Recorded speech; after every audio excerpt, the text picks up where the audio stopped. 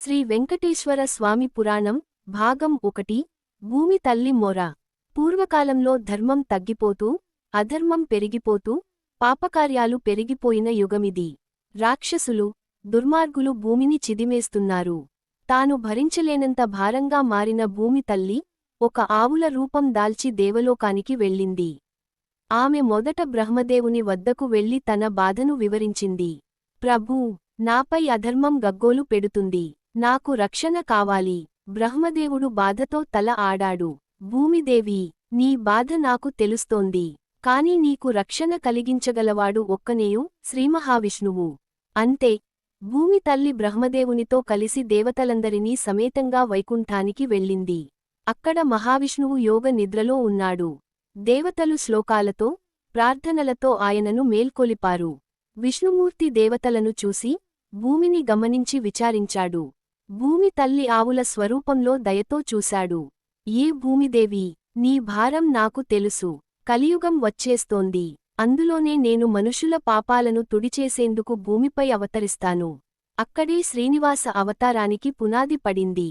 శ్రీమహావిష్ణువు తన నిద్రను విడిచి ఒక దివ్యకాంతి రూపంలో భూమికి బయలుదేరాడు. విష్ణుమూర్తి భూమిపై అవతరించి వెంకటాచల పర్వత ప్రాంతానికి వచ్చాడు. అదే శేషాద్రి శిలపర్వతం, ప్రస్తుతం తిరుమలగా ప్రసిద్ధి చెందిన స్థలం.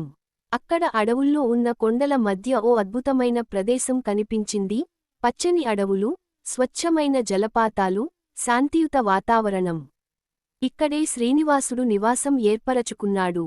ఆ సమయంలో ఆ ప్రాంతంలో వకుళాదేవి అనే ఓ మహాత్మురాలు జీవించేది. ఆమెకు సంతానం లేదు.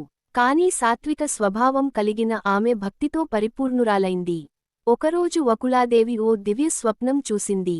ఆ స్వప్నంలో ఓ దేవతాత్మ ఆకాశమంత ప్రకాశంతో తండ్రిలా తలపై చేయి వేసి ఇలా అన్నాడు. వకుళా, నేను నిన్ను మాతృమూర్తిగా తీసుకుంటాను. నీ కోరిక తీరుతుంది. నీవు నాకు తల్లి లాంటిదివవు. ఆ స్వప్నం మరుసటి రోజే సత్యమైంది. శ్రీనివాసుడు తపస్సు చేస్తూ అడవిలో సంచరిస్తున్న సమయంలో వకుళాదేవిని చూశాడు. ఆమె భక్తిని గమనించి స్వయంగా ముందుకు వెళ్లాడు.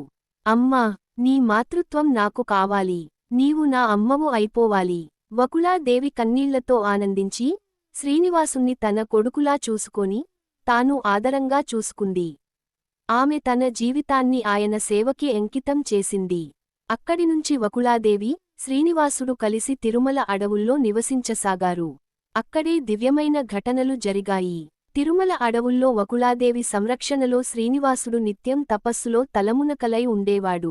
కాలం సాగుతూ ఓ రోజు సంచారంలో భాగంగా ఆ అడవికి దగ్గరగా ఉన్న నారాయణపురం అనే రాజ్యం వైపు వెళ్లాడు. అక్కడ అక్షయ రాజు అనే ధర్మాత్ముడు పాలిస్తున్న రాజ్యం అది. అతనికి ఒకే ఒక కుమార్తె పద్మావతి. ఆమె సౌందర్యం, సానుకూలత, భక్తి ఇవన్నీ దేవతలకు మించి ఉండేవి. ఒకరోజు పద్మావతీదేవి తన స్నేహితులతో కలిసి రాజమహల్కి దగ్గరలోని తోటలో సంచరిస్తోంది. అదే సమయంలో శ్రీనివాసుడు అక్కడికే వన్యమృగాల వెనకాడుతూ వచ్చాడు. అక్కడే శ్రీనివాసుని చూపు పద్మావతీపై పడింది. ఆ క్షణం కాలం ఆగిపోయినట్టయింది. శ్రీనివాసుని హృదయం కదలిపోయింది. ఈ లోకంలో ఇంత అందమైన రూపం ఎప్పుడూ చూడలేదు. పద్మావతికి కూడా శ్రీనివాసుని దర్శనం ఎంతో అపూర్వంగా అనిపించింది. అయితే రాజకుమార్తెగా ఉండటంతో ఆమె నిశ్శబ్దంగా తన మార్గం పట్టింది. అక్కడినుంచి రోజులు గడుస్తూ పోతుంటే శ్రీనివాసుని మనసు మాత్రం పద్మావతి రూపంలోనే చిక్కుకుపోయింది. ఆయన తన ప్రేమను తన తల్లి వకుళాదేవికి వివరించాడు. వకుళాదేవి తన కుమారుడి ప్రేమను గమనించి ఎంతో ఆనందపడింది. నీవు చెప్పిన అమ్మాయి నిజంగా ఓ దేవత. నేను స్వయంగా రాజమహలానికి వెళ్లి వివాహం కూర్చేలా చూస్తాను అంటూ వకుళాదేవి తన ప్రార్థనలు తీసుకుని అక్షయ రాజుని వద్దకు బయలుదేరింది. ఇప్పటి వరకు ప్రేమ పుట్టింది. కాని వివాహానికి అడ్డంకులు వస్తాయా? లక్ష్మీదేవి ఏమంటుందో? వకుళాదేవి నారాయణపురం రాజమహలానికి చేరుకుంది. రాజు అక్షయుడు ఆమెను గౌరవంగా ఆహ్వానించి ఆమె మాటలు వినిపించాడు. నన్నుగా కాదు, శ్రీమహావిష్ణువు తన అవతారంగా తీసుకున్న శ్రీనివాసుడి తల్లి అని గుర్తించాలి. మీ కుమార్తె పద్మావతితో అతనికి వివాహం చేయాలని నేను కోరుతున్నాను. రాజు ఆశ్చర్యంతో, ఆనందంతో అంగీకరించాడు. పద్మావతి కూడా శ్రీనివాసుని పట్ల గాఢమైన ప్రేమను హృదయంలో దాచుకుని ఉంటే ఆమెకు ఈ వార్త ఆనందాన్నిచ్చింది. అంతటా రాజకీయం, సంప్రదాయాలు, శాస్త్రోక్తతతో వివాహానికి ఏర్పాట్లు మొదలయ్యాయి. కాని వివాహాన్ని గ్రాండ్గా చేయాలని తలంచిన శ్రీనివాసుడు, సమృద్ధిగా ఉండేలా సమస్త ఏర్పాట్ల కోసం ధనం అవసరమైంది. అప్పట్లో ధనాధిపతి ఎవరు? అవును, కుబేరుడు.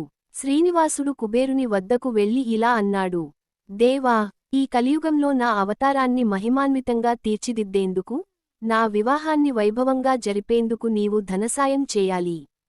కుబేరుడు చిరునవ్వుతో, సరే స్వామీ, నేను నా సంపదలోంచి నిన్ను అప్పు ఇస్తాను. కాని ఒక ఒప్పందంతో, ఈ అప్పు నీవు తిరిగి చెల్లించాలి. అందుకే భక్తులు నీకు సమర్పించే మొక్కుబడుల ద్వారా నీవు నన్ను రుణం తీర్చాలి.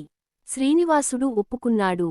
అప్పటినుంచి భక్తులు స్వామికి హారతులు, నైవేద్యాలు, కానుకలు సమర్పిస్తూ ఉంటారు. అవన్నీ కుబేరుని అప్పు తీర్చడానికి ఉపయోగపడతాయనే నమ్మకం. వివాహం ఘనంగా జరిగింది. పద్మావతి, శ్రీనివాసులు ధన్యజీవులు అయ్యారు. కాని ఇదంతా వైకుంఠంలో లక్ష్మీదేవికి తెలియగానే ఆమె ఆవేశంతో భూమికి వచ్చింది. నీవు నన్ను వదిలిపెట్టి మరొకదానిని పెళ్లి చేసుకుంటావా అని శ్రీనివాసుణ్ణి నిలదీసింది. ఆవేశం, అపార్థం, కలహం. శ్రీనివాసుడు తట్టుకోలేకపోయాడు. తన ప్రేమలో నిజాయితీని మళ్లీ మళ్లీ చెబుతున్నా లక్ష్మీదేవి నమ్మలేదు. ఈ కలహంతో విష్ణుమూర్తి శిలారూపాన్ని ధరిస్తాడు. తిరుమల కొండపై శాశ్వతంగా స్థిరపడతాడు. ఇక్కడ మొదలవుతుంది కలియుగ ప్రత్యక్షదైవం శ్రీ వెంకటేశ్వరుని ఆరాధన. లక్ష్మీదేవి కలహంతో బాధపడిన శ్రీనివాసుడు తన మనస్సు తట్టుకోలేకపోయాడు. చివరికి తన లీలను ముగించడానికి భూమిపై శిలారూపంలో స్థిరపడాలని నిర్ణయించాడు. తిరుమల శేషాద్రి పర్వతంపై ఒక కొండచోట శ్రీనివాసుడు శిలారూపాన్ని ధరించాడు. దివ్యకాంతితో ఆ శిలా విగ్రహం తలతలలాడుతోంది. అక్కడ అడవులు ప్రకాశంతో నిండిపోయాయి. పక్షులు మధురగానం చేస్తూ స్వామిని నూతనంగా ఆరాధించాయి. అప్పుడే దేవతలందరూ, బ్రహ్మదేవుడు, మహాదేవుడు, దేవేంద్రుడు అటువైపు విచ్చేశారు. బ్రహ్మదేవుడు స్వయంగా అభిషేకం చేసి, మహాదేవుడు బిల్వపత్రాలతో పూజ చేసి, సమస్త దేవతలు మండపాన్ని నిర్మించి, ఇది కలియుగ ప్రత్యక్షదైవంగా భూమిపై వెలసిన శ్రీవేంకటేశ్వర స్వామి ఆలయం కావాలి అని నామకరణం చేశారు. ఆ సమయానికే శిల్పశాస్త్రాల ప్రకారం ఆలయం నిర్మించబడింది. వకుళాదేవి, పద్మావతీదేవి, లక్ష్మీదేవి ముగ్గురూ స్వామి సేవలో స్థిరమయ్యారు. అప్పటి నుండి ఈ విగ్రహం పట్ల అపారమైన విశ్వాసం ఏర్పడింది. భక్తులు వేలాది మంది తరలివచ్చి మొక్కులు చెల్లించసాగారు. ఆ మొక్కుబడులు ద్వారా స్వామి తన అప్పును తీర్చుతున్నాడన్న నమ్మకంతో భక్తులు కానుకలు సమర్పించసాగారు. ఇక్కడ మొదలైంది కలియుగ ప్రత్యక్షదైవమైన తిరుమల తిరుపతి వెంకటేశ్వర స్వామి ఆలయ చరిత్ర.